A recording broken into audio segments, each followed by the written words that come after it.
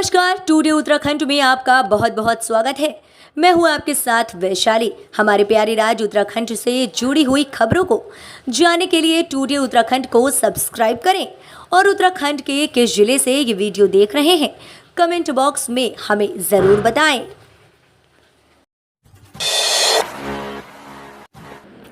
प्रदेश में 264 करोड़ रुपए से सुधरेगी 64 पुलों की सेहत। एचपीसी की बैठक में मिली मंजूरी। प्रदेश भर में क्षतिग्रस्त और उम्र पूरी कर चुके पुलों की सेहत सुधारी जाएगी या उन्हें बदला जाएगा। विश्व बैंक वित्त पोषित यू प्रिपेयर परियोजना के तहत ऐसे 64 पुलों के लिए शासन ने 264 करोड़ 69,52,000 रुपए की धनराशि स्वीकृति की है। वहीं लोनीवी ने शासन को 74 पुलों के लिए 622.18 करोड़ रुपए अनुमानित लागत का एस्टीमेट सौंपा है। राज्य में आपदा प्रबंधन न्यूनीकरण के तहत प्रदेश सरकार कई मोर्चों पर काम कर रही है। इसके लिए विश्व बैंक की मदद से पहले फेज में उत्तराखंड डिजास्टर रिकवरी प्रोजेक्ट यूडीआरपी के तहत कई कामों को पूरा किया जा चुका है। 2021-22 से शिक्षा में उत्तराखंड के प्रदर्शन में बड़ा सुधार 9वें स्थान पर पहुंचा। उत्तराखंड में शिक्षा का स्तर, गुणवत्ता, बच्चों को स्कूल तक पहुंचाने और बुनियादी ढांचे व सुविधा में विस्तार हो तो उत्तराखंड प्रदेश भर में शिक्षा में परफॉर्मेंस ग्रेडिंग से इंडेक्स से पीजीआई में अग्रणी प्रदेशों में सम्मिलित हो सकता है। केंद्रीय शिक्षा मंत्रालय की ओर से वर्ष 2021-22 के लिए जारी पीजीआई में उत्तराखंड को 9वां स्थान मिला है। पिछले पीजीआई की तुलना में प्रदेश ने अपनी ग्रेडिंग में 35वें स्थान से लंबी छलांग भरी है। उत्तराखंड स्कूली शिक्षा में आगे बढ़ने के लिए निरंतर संघर्ष कर रहा है। वर्ष 2020-21 के लिए जारी पीजीआई में उत्तराखंड का 35वां स्थान है। अब वर्ष 21-22 के लिए केंद्रीय शिक्षा मंत्रालय की ओर से जारी पीजीआई में 9वां स्थान पाने में राज्य को सफलता मिली है। लंपी वायरस 1 लाख पशुओं का होगा टीकाकरण। जिले में दोबारा गौवंशीय पशुओं में lumpy skin disease LSD virus के टीकाकरण का अभियान चलाया जाएगा। कुमाऊं में यूएस नगर जिले में पहले से ही पशुपालन विभाग की सतर्कता के चलते गौवंशीय पशुओं में लंपी वायरस नहीं देखा गया था। पहाड़ों समेत अन्य जिलों में लंपी वायरस ने खूब कहर बरपाया। जिले में बीते साल ही 1,40,000 गौवंशीय पशुओं में लंपी वायरस का टीकाकरण कर दिया गया है। अब इन टीकाकरण वाले पशुओं के 1 साल पूरे होने के बाद विभाग की ओर से दोबारा टीकाकरण किया जाएगा। शिक्षक भर्ती मामले में सुप्रीम कोर्ट पहुंची सरकार। दूसरी ओर नियमावली में संशोधन की तैयारी। शिक्षा विभाग के कारनामे भी अजीबोगरीब है। 2600 से अधिक पदों के लिए होने वाली शिक्षक भर्ती के मामले में सरकार दोहरी नीति अपना रही है। भर्ती से NIOS से DLED अभ्यर्थियों को बाहर रखने के लिए एक तरफ सरकार सुप्रीम कोर्ट पहुंची है, वहीं दूसरी ओर इन्हें शिक्षक भर्ती में शामिल करने के लिए शिक्षा निदेशालय ने शासन को प्रस्ताव भेजा है। डेंगू का डंक, डीएम ने जारी किया आदेश। स्कूल में बच्चों को फुल पैंट और पूरी आस्तीन की शर्ट पहनना होगा अनिवार्य। जिले के डेंगू के बढ़ते मामलों के देखते हुए डीएम ने स्कूली बच्चों के लिए पूरी आस्तीन की शर्ट और फुल पैंट अनिवार्य कर दिया है। उन्होंने मुख्य शिक्षा अधिकारी को आदेश का सख्ती से पालन कराने के निर्देश दिए हैं। उन्होंने कहा कि प्रार्थना सभाओं में प्रतिदिन छात्र छात्राओं को डेंगू और चिकनगुनिया से बचाव के उपाय बताए गए हैं। देहरादून में अभी तक डेंगू के कुल 22 मामले सामने आ चुके हैं। पिछले दिनों से रोजाना मरीज मिल रहे हैं। नियुक्तियों में हुए आरक्षण के प्रावधान दरकिनार, शैक्षिक व अन्य योग्यताओं की नहीं हुई जांच। विधानसभा सचिवालय में राज्य बनने से पिछली विधानसभा तक में नियुक्तियों में नियमों का घोर उल्लंघन किया गया। आरक्षण के प्रावधानों को दरकिनार करने के साथ ही चयनित अभ्यर्थियों की शैक्षिक योग्यता व अन्य योग्यता के सक्षम अधिकारियों ने जाँच नहीं की और विचलन के आधार पर नियुक्ति दे दी है।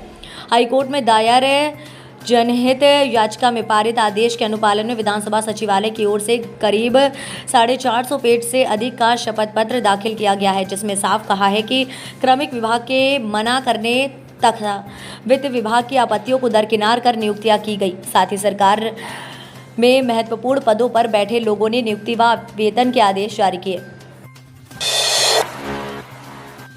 पौड़ी में गुलदार का आतंक, 2 स्कूलों व आंगनबाड़ी केंद्र में करना पड़ा अवकाश।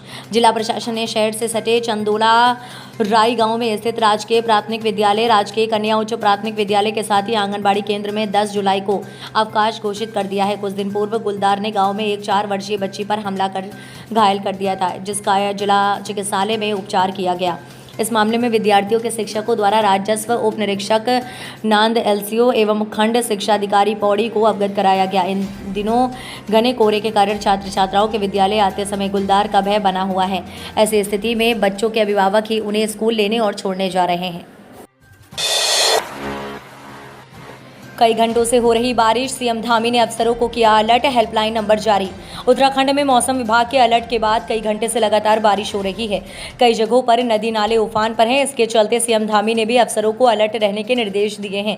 सीएम धामी ने ट्वीट करते हुए लिखा, कुछ दिनों से प्रदेश में हो रही अत्यधिक बारिश के मद्देनजर मेरा सभी से निवेदन है कि ऐसे समय में आप पूर्ण सतर्कता बनाए रखें व अनावश्यक यातायात से बचें। नागरिकों की सुरक्षा को प्राथमिकता पर रखते हुए किसी भी प्रकार की परिस्थिति से निपटने हेतु प्रशासन को भी रेड अलर्ट मोड पर रहने के निर्देश दिए। रहस्य से भरा है ये शिव मंदिर, जलाभिषेक कर गायब हो जाती है जलधारा, गर्भगृह में भक्तों का आना जाना है मना।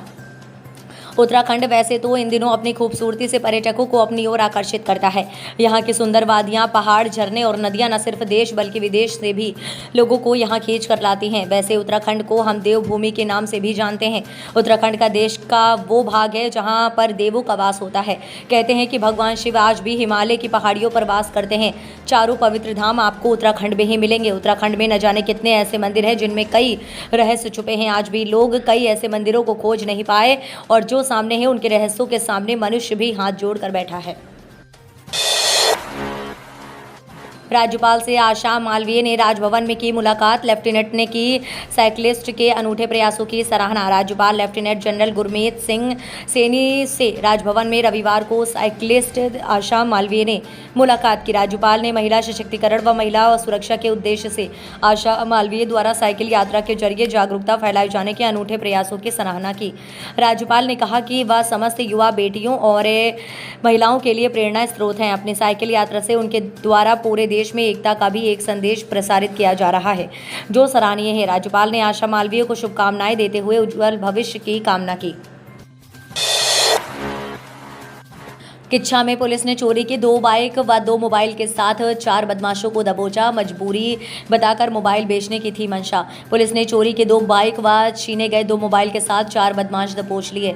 उनके पास से पुलिस ने नंबर प्लेट भी बरामद की है, जिनको लगाकर बदमाश घटनाओं को अंजाम दिया करते थे। रविवार दोपहर कोतवाली में पर्दाफाश करते हुए सीओ ओम प्रकाश शर्मा ने बताया कि बीते शनिवार की शाम अपनी मजबूरी बताकर लोगों को मोबाइल बेचने के लिए प्रेरित किए जाने की सूचना पर मामला संदिग्ध लगने पर पुलिस टीम ने काली मंदिर तिराहा हल्द्वानी मार्ग पर दबिश देकर 2 बाइक पर सवार 4 युवकों को दबोच लिया।